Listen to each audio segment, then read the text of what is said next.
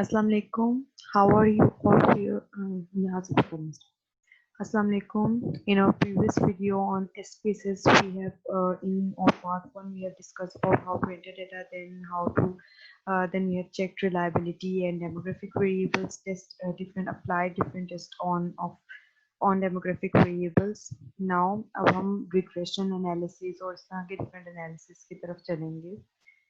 Regression analysis पे जाने से पहले मैं आपको एक बार बता दूं कि हम वेरिएबल्स को हम कॉम्पोजिट बनाते हैं. वेरिएबल्स को कैसे कॉम्पोजिट बनाते हैं? कंप्यूट वेरिएबल पे जाते हैं हम. यहाँ पर जैसे कि फॉर एग्जांपल मैं कॉम्पोजिट बना रही हूँ मोशन रूल डिसोनेंस का. मैंने यहाँ पे डैश कॉम्पोजिट. अगर आप स्पेस डाल देंगे, मैंने प्रीवियस वीडियो में भी बताया था, स्पेस डाल देंगे तो वो एरर दे देगा. स्पेस नहीं डालनी है आप लोगों ने. अब यहाँ पे जाके आप ये 4 सेलेक्ट कर लेंगे. इसको सिलेक्ट किया प्लस इसको सिलेक्ट किया प्लस ये जितने भी आपके वेरिएबल्स होंगे उसको करके उसके बाद फिर आप यहाँ पे क्लिक करेंगे, स्लैश डालेंगे, 4 डालेंगे, ओके कर देंगे. तो ये आपका वेरिएबल कंपोजिट वेरिएबल्स इस तरह से बन जाएंगे. आपके जितने भी वेरिएबल्स हो, 5 वेरिएबल्स हो, 2 हो, 3 हो, जितने भी वेरिएबल्स हो, आपने सबके साथ यही करना है, उनके कॉम्पोजिट्स बना लेने हैं. कॉम्पोजिट्स के बगैर हम एनालिसिस नहीं कर सकते. उसके बाद हम नॉर्मेलिटी जल्दी से हम नॉर्मेलिटी चेक कर लेंगे. Analyse, descriptives, statistics, then explore. Dependent list में आपके जितने भी वेरिएबल्स हैं, जितने भी कॉम्पोजिट है, आप सारे डाल देंगे डिपेंडेंट लिस्ट में. मैं फिलहाल सिर्फ 2 ही डाल रही हूँ, जस्ट आपको समझाना ही है मैंने, तो 2 ही काफ़ी है. आप सारे डाल दें, कोई फ़र्क नहीं पड़ता. स्टैटिस्टिक्स में जाएं, आउटलायर्स को बस क्लिक कर दें, चाहे तो इन तीनों पे कर दें और कंटिन्यू कर दें. प्लॉट्स में जाके, प्लॉट्स बहुत ज़्यादा ज़रूरी है. हिस्टोग्राम्स को आपने लाजमी टिक मार्क करना है. Normality plots with test continue कर दें. ऑप्शंस में जाएं, कुछ भी नहीं करना, बूटस्ट्रैप हम करते नहीं है, इसको आपने बहुत ही रहने देना है. ओके करते हैं. अब जब आप आउटकम फाइल पे जाएं,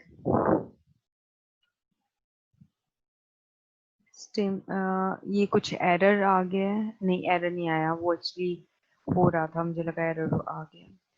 ठीक है, आप अब एक्सप्लोर में आप इसको जाके देखेंगे.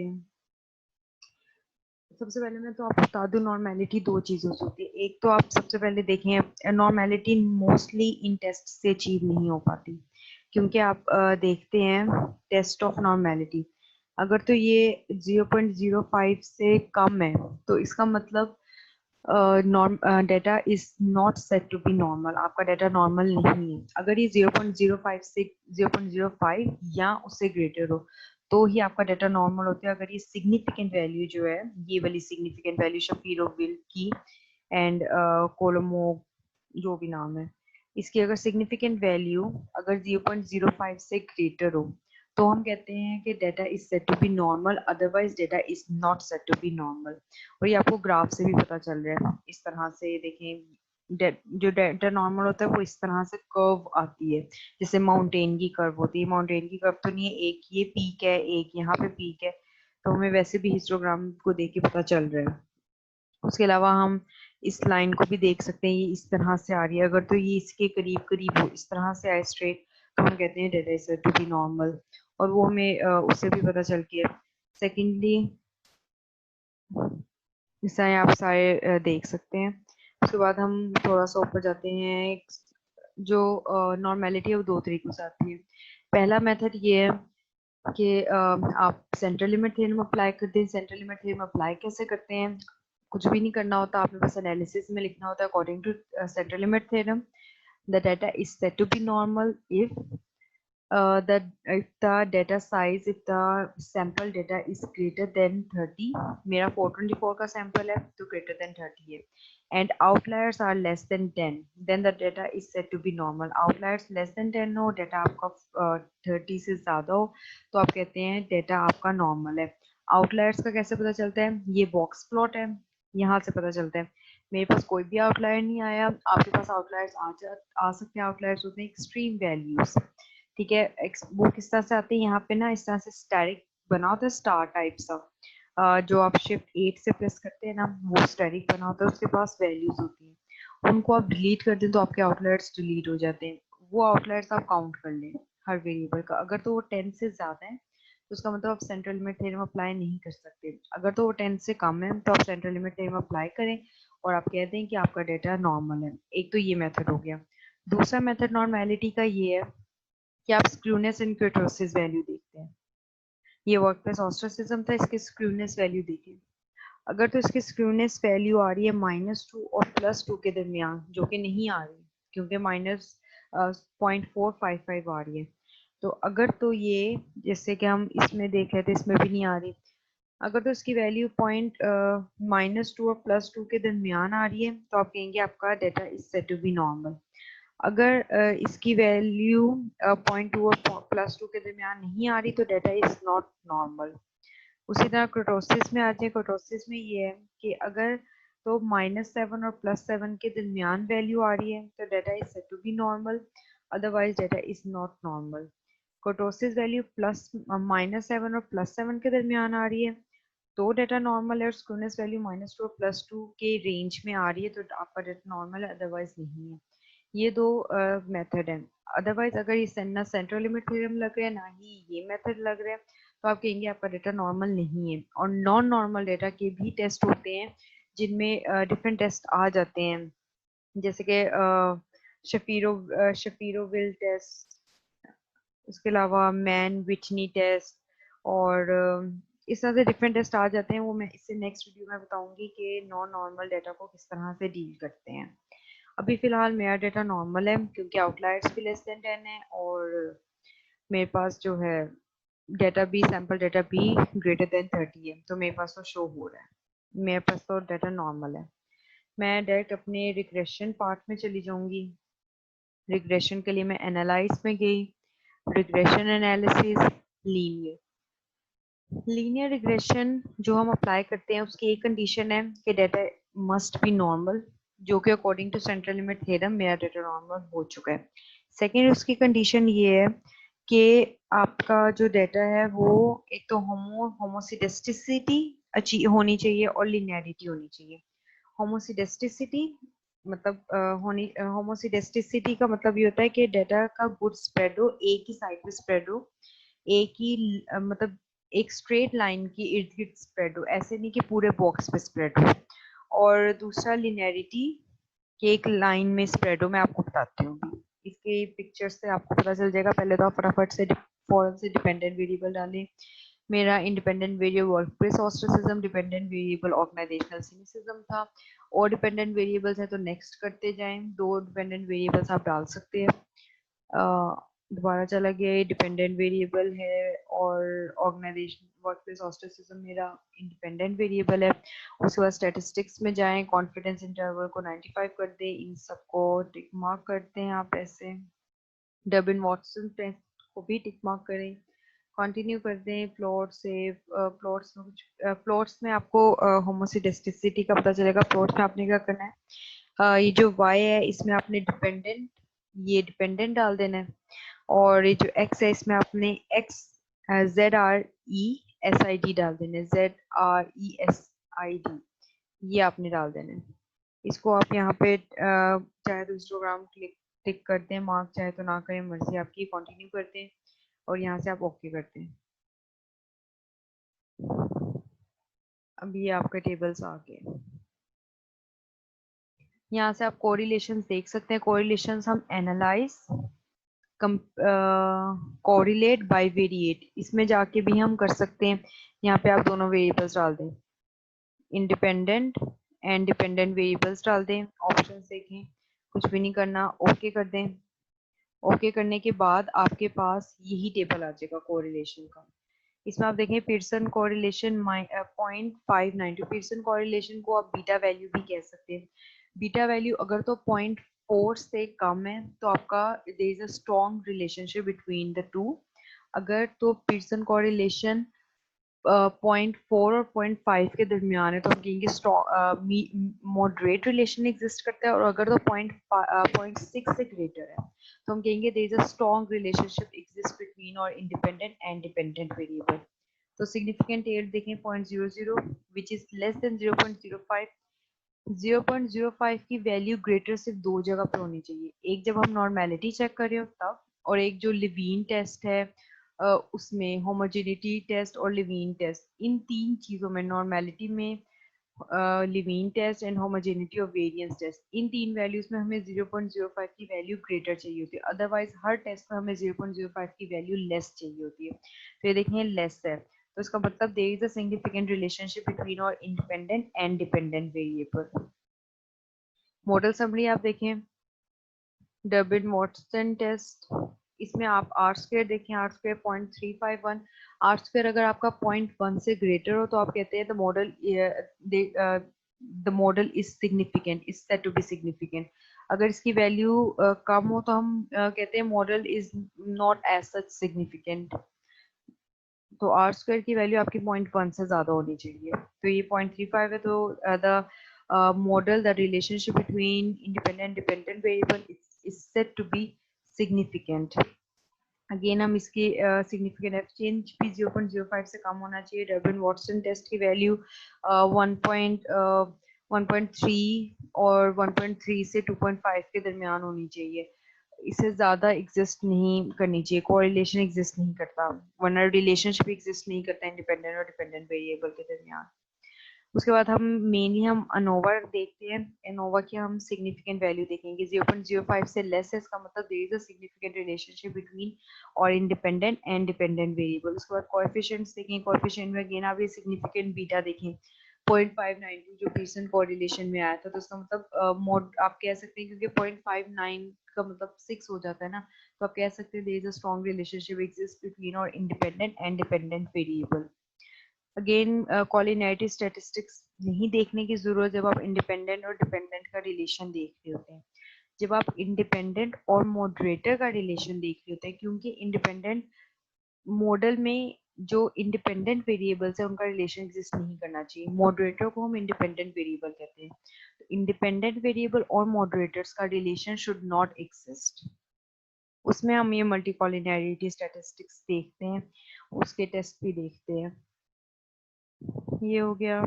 अब उसके बाद जो हमने किया था होमोसिडेस्टिसिटी, हमने ग्राफ किया था, अब आप इसको देखिए, ये है होमोसिडेस्टिसिटी। अब आप देखिए होमोसिडेस्टिसिटी है, क्योंकि ये देखिए ये एक लाइन में, आपने मेरे माउस के एरो को देखना है, ये एक तरह से एक लाइन में एग्जिस्ट कर रहा है, ऐसा तो नहीं है कोई इधर है कोई इधर कोई इधर, पूरे उस पर स्प्रेड तो नहीं हुआ हुआ ना, एक लाइन में स्प्रेड हुआ हुआ है ना ऑलमोस्ट, तो हम इसको कहेंगे कि होमोसिडेस्टिसिटी। आप इस पे अब डबल क्लिक करें, ये आ गया। अब यहाँ से आप करें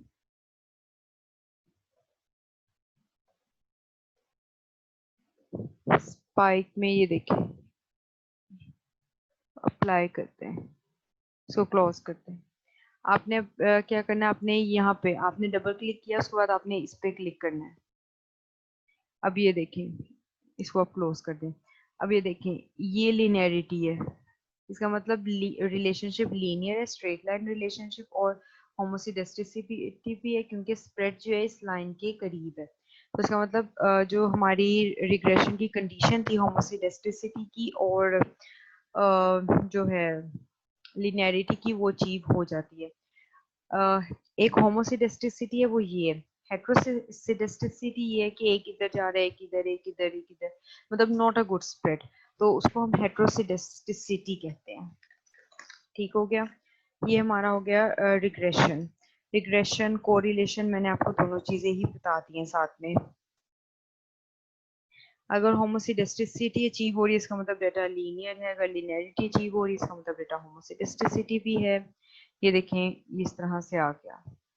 अब हम नेक्स्ट जाते हैं क्विकली, अब हम प्रोसेस हेस मॉडल्स की तरफ जाते हैं। सबसे पहले हम ये देखते हैं डिपेंडेंट डिपेंडेंट का रिलेशन एग्जिस्ट करता है कि नहीं, उसके बाद फिर हम देखते हैं मॉडरेटर मॉडरेट कर रहा है रिलेशनशिप, या मीडिएटर मीडिएट कर रहा है रिलेशनशिप कि नहीं कर रहा। हम सबसे पहले मॉडरेटर को देखते हैं, उसके लिए हमें क्या करना है, एनालाइज में जाएंगे, हम रिग्रेशन में जाएंगे, ये प्रोसेस हेस प्लगइन एंट्रीज एफ हेस के आप डाउनलोड भी कर सकते हैं इंटरनेट से, अगर आपके एसपीएसएस पे नहीं है। Model 1 is for moderator and model 4 is for mediation, तो हमने मॉडल 1 को क्लिक कर दिया, ऑलरेडी था। अब x is for independent variable, इसमें इंडिपेंडेंट वेरिएबल डाल दिया। OCY डिपेंडेंट वेरिएबल था, डिपेंडेंट वेरिएबल डाल देंगे। अब मॉडरेटर मेरा था वर्क प्लेस सुपरवाइजरी सपोर्ट, मैंने इसको मॉडरेटर डाल दिया। ऑप्शंस में गए, आप इन सबको टिक मार्क कर दें। देखने की जरूरत नहीं, आप सबको टिक मार्क करते हैं, हर मॉडल में आपके काम आएगा। ओके कर दें। अबाउट में जाने हैं, अबाउट में वो जस्ट इन्फॉर्मेशन है, इसको ओके कर दें। इसको 1-2 मिनट लगेंगे जनरेट होने में। अगर आपके दो हैं तो नीचे वाला जो ऑप्शन था आप उसमें भी अपना मॉडरेटर डाल सकते हैं इकट्ठे, अगर आप डालना चाहें तो। है, मैंने एक में डाला है। हम जल्दी से इसकी मॉडल समरी देखेंगे। मॉडरेटर बेसिकली क्या होता है? इंडिपेंडेंट और मॉडरेटर का रिलेशनशिप। इन दोनों का मॉडरेटर और इंडिपेंडेंट वेरिएबल को हम मल्टीप्लाई करते हैं और फिर इसका रिग्रेशन देखते हैं डिपेंडेंट वेरिएबल के साथ, अगर हमने इसको मैनुअली करना हो। ये प्रोसेस एज मॉडल, इसको थोड़ा सा टाइम लगता है, 1-2 मिनट। चलिए, ये हो गया। अब इसको हम देखते हैं मॉडरेटर। पहले सबसे पहले हम देखेंगे आउटकम वेरिएबल सिग्निफिकेंट आ रहा है। आर स्क्वायर की वैल्यू भी बहुत अच्छी आ रही है, 0.6 आ रही है। मॉडल इज सिग्निफिकेंट ऑलरेडी हमें शो कर रहा है। लेकिन समटाइम्स क्या होता है, मॉडल समरी और जो फाइनल रिजल्ट होते हैं वो बिल्कुल ऑपोजिट होते हैं, तो हमें मेनली मॉडल को देखना होता है। आप मॉडल में सबसे पहले मॉडरेटर के लिए सबसे पहले आप इंटरेक्शन टर्म देख लें सिंपली। 0.05 से लेस है, इसका मतलब मॉडल सिग्निफिकेंट है। अगर इंटरेक्शन टर्म 0.05 से ग्रेटर होती तो हम कहते थे कि workplace supervisory support is not acting as a moderator between independent and dependent variable, but it is acting as a moderator. देखिए, इंटरेक्शन टर्म मैंने आपको पहले बताई थी। वर्क इंडिपेंडेंट एंड जो आपका है वर्कप्लेस सुपरवाइजरी सपोर्ट मॉडरेटर, उनका मल्टीप्लाई होता है, उसको हम डिपेंडेंट के साथ देखते हैं। ये हो गया हमारे पास। बस हमने यही चीज देखनी, उसके अलावा हमने कुछ भी नहीं देखना होता। बस हमने ये चीज देख ली तो इसका मतलब मॉडरेटर इज वर्कप्लेस, जो हमारा मॉडरेटर था is moderating the relationship between independent and dependent variable. एक चीज मैं आप और बता दूं, मॉडरेटर में एक और चीज आ जाती है, सप्रेसिंग टर्म। ठीक है, अब सप्रेसिंग टर्म क्या होती है? इस टाइम ये मॉडरेटर रोल प्ले कर रहा है। जो हमारा मॉडरेटर है ना, वो मॉडरेट ही कर रहा है, स्ट्रेंथन एंड वीकन दोनों चीजें कर रहा है इंडिपेंडेंट और डिपेंडेंट के वेरिएबल्स को। लेकिन अगर आपका इंडिपेंडेंट ये है ना, वर्कप्लेस ऑस्ट्रेसिज्म मेरा इंडिपेंडेंट वेरिएबल, ये 0.00 हो, मेरा मॉडरेटर भी 0.00, लेकिन जो इंटरेक्शन टर्म है वो लेस सिग्निफिकेंट हो। लेस सिग्निफिकेंट का क्या मतलब है? वो 0.01 हो, 0.001 हो, 0.002 हो, 3 हो, 4 हो, 5 तो वैसे एक्सेप्ट नहीं है, 0.05 से तो कम होनी चाहिए वैल्यू। तो 0.04 हो, 0.03 हो, या 2 हो, 1 हो, तो इस सिचुएशन में हम कहेंगे कि जो हमारा मॉडरेटर है वो सिर्फ वीकन कर रहा है रिलेशनशिप को, वो स्ट्रेंथन नहीं कर रहा। तो हमारा जो मॉडरेटर है is not acting as a moderator but playing a suppressor role and is suppressing the relationship between independent and dependent variable। हमारा जो मॉडरेटर है वो स्ट्रेंथन और वीकन दो चीजें करता है ना मॉडरेटर। हमारा जो मॉडरेटर है वो सिर्फ वीकन कर रहा है रिलेशनशिप को, स्ट्रेंथन नहीं कर रहा। हम ये कहेंगे अगर तो हमारा इंटरेक्शन टर्म लेस सिग्निफिकेंट हो, 0.01 हो, 2 हो, 3 हो, 4 हो, तो हम ये चीज कहेंगे। और ये दोनों चीजें 0.00 ही हो, उसके अलावा कोई भी चीज आ जाए, ये 0.04 हो, 0.01 हो, उसके अलावा कोई भी हो, कोई फर्क नहीं पड़ता। दोनों केसेस में मॉडरेटर ही प्ले करते हैं रोल। लेकिन इंटरेक्शन टर्म अगर इन दोनों से लेस सिग्निफिकेंट हो, अगर लेट्स से वर्क प्लेस जो हमारा इंडिपेंडेंट वेरिएबल है वो 0.02 हो, और जो हमारा मॉडरेटर है वो 0.01 हो, और जो इंटरेक्शन टर्म है वो 0.02 हो, दोनों सेम हो, उस कंडीशन में भी मॉडरेटर ही है। सप्रेसर तब भी रोल प्ले करेगा जब इंटरेक्शन टर्म जो है इन दोनों से कम सिग्निफिकेंट हो, लेस सिग्निफिकेंट हो, 0.05 से कम हो, लेकिन इंडिपेंडेंट और मॉडरेटर से कम सिग्निफिकेंट हो, तो उस सिचुएशन में as a suppressor role play करेगा। उसके बाद अब हम चलते हैं मीडिएशन की तरफ। मीडिएशन के लिए हम दोबारा एनालाइज में जाएंगे। एनालाइज में जाने के बाद रिग्रेशन में जाएंगे, प्रोसेस मॉडल में जाएंगे अगेन। अब यहाँ पे हम इसको वापस भेज देंगे। मेरा इमोशन रूल डिसोनेंस था मीडिएटर, मैंने उसको डाल दिया। अब यहाँ पे हम मॉडल 4 पे चले जाएंगे। ऑप्शंस मैंने ऑलरेडी सारी टिक मार्क की हुई थी, तो कोई मसला नहीं है, ओके कर देंगे, सिंपल इज डैट। इसको मैंने ओके कर दिया। अब हम 1-2 मिनट वेट करेंगे जब तक कि वो हो जाएगा। ये हमारा आ गया मीडिएशन एनालिसिस। इसको थोड़ा ट्रिकी वे में देखना पड़ता है, हमें उसमें तो हमें सिंपल पता चल जाता है, इंटरेक्शन टर्म हम देख लेते हैं। इसको थोड़ा सा हमें ट्रिकी वे में देखना चाहिए। ये भी सिग्निफिकेंट आ रहा है। फिर वर्क प्लेस, हम मॉडल सब नहीं, हम बहुत गौर से नहीं देखते, हम बेसिकली मॉडल से देखते हैं। सबसे पहले वर्क प्लेस, ये जो मेरा इंडिपेंडेंट वेरिएबल था ये सिग्निफिकेंट है, ठीक हो गया। उसके बाद हम थोड़ा सा नीचे और आते हैं। आउटकम वेरिएबल हम देखेंगे, ऑर्गेनाइजेशन सिनिसिज्म की मॉडल्स हम नहीं देखते क्योंकि ये मोस्टली सिग्निफिकेंट ही होती है। वर्क प्लेस इंडिपेंडेंट वेरिएबल देखें, independent variable is significant, mediating variable is also significant. इसको हमने इस तरह से देखना है, workplace ostracism and cynicism, significant relation आ गया।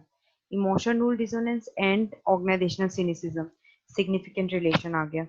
जो मीडिएशन एनालिसिस होता है ना, उसमें ये होता है कि इंडिपेंडेंट और डिपेंडेंट वेरिएबल के दरमियान सिग्निफिकेंट रिलेशन होना चाहिए, ठीक हो गया।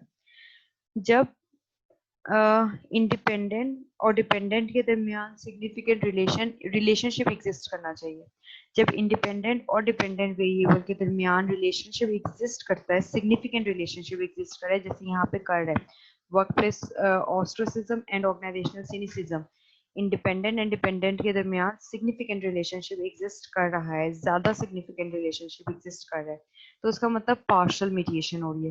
क्योंकि in the presence of mediating variable, independent और डिपेंडेंट का रिलेशनशिप स्टिल सिग्निफिकेंट है। इसका मतलब हुआ कि emotion rule dissonance partial mediation role play कर रहा है। इसका मतलब कोई और वेरिएबल भी है, कोई और मैकेनिज्म्स भी हैं जो इस रिलेशन को बनाने में हेल्प करते हैं, which help to make this relation happen. अब हम अगर तो इंडिपेंडेंट और डिपेंडेंट वेरिएबल का रिलेशन वीक हो जाता है या फिर इनसिग्निफिकेंट हो जाता है, तो हम कहेंगे फुल मीडिएशन है।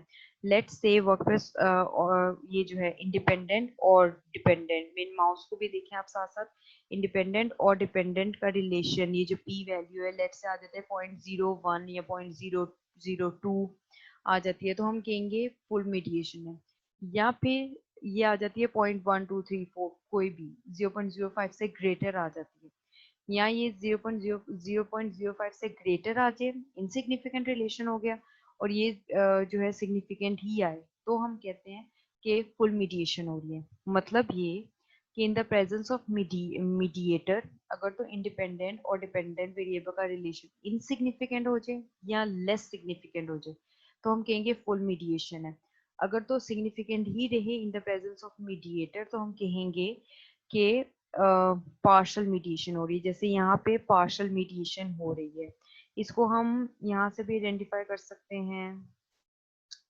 इसको आप डायरेक्ट इफेक्ट में देखें, डायरेक्ट इफेक्ट ऑफ एक्स और वाई, पी की वैल्यू सिग्निफिकेंट है, हमें यहाँ से भी पता चल रहा है कि पी की वैल्यू क्योंकि सिग्निफिकेंट आ रही है, इसका मतलब पार्शल मीडिएशन हो रही है। अगर तो ग्रेटर देन 0.05 होती तो हम कहते कि फुल मीडिएशन हो रही है। अब हमने ये देखना है, अब हमने प्रोपोर्शन निकालनी है, मीडिएटिंग वेरिएबल कितना इफेक्ट कर रहा है, कितना इनडायरेक्ट इफेक्ट कर रहा है, कितना डायरेक्ट इफेक्ट कर रहा है। हमने टोटल इफेक्ट देखना है एंड इनडायरेक्ट इफेक्ट देखना है।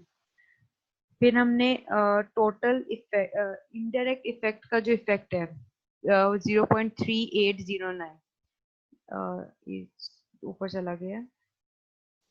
अब हमने ये देखना है एक मिनट, हाँ, इनडायरेक्ट इफेक्ट पॉइंट इफेक्ट देखना है 0.3809, इसको आपने डिवाइड करना है टोटल इफेक्ट पे 0.5795।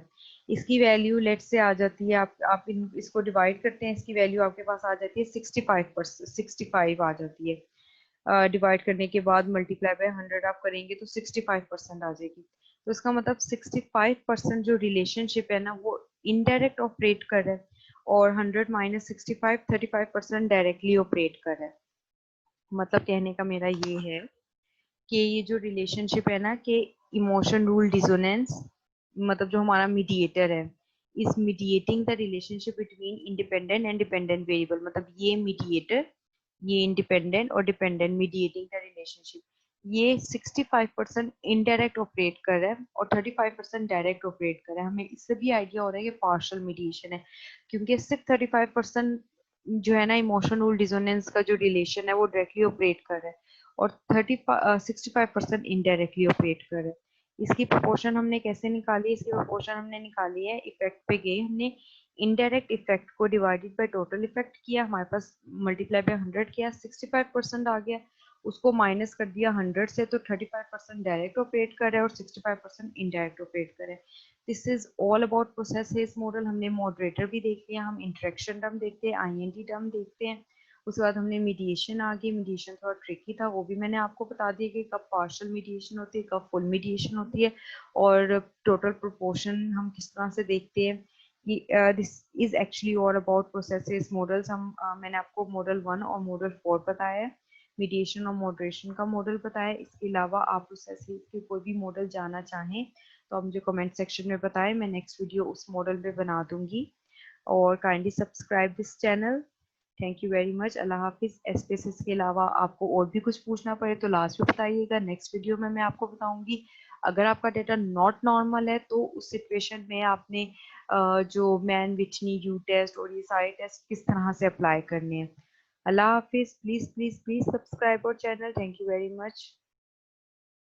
अल्लाह हाफिज।